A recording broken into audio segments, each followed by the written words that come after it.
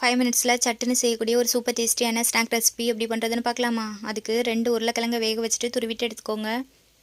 இப்போ இது ஒரு பாத்திரத்தில் மாற்றிட்டு இது கூடவே பாதி பெரிய வெங்காயம், ஒரு பச்சை மிளகாய், கொஞ்சமாக கருவேப்பிலை கொத்தமல்லி,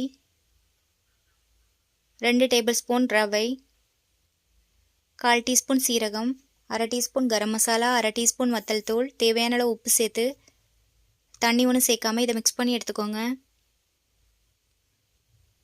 இந்த அளவுக்கு மிக்ஸ் பண்ணிவிட்டு இதை உங்களுக்கு தேவையான ஷேப்பில் உருட்டிக்கோங்க.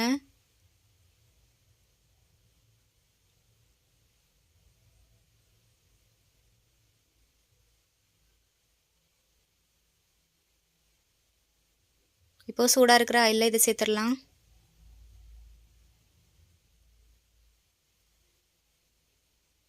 ரெண்டு சைடும் மாற்றி போட்டு வேக விட்டு எடுத்தால் நம்மளோட டேஸ்டியான ஸ்நாக் ரெசிபி ரெடி.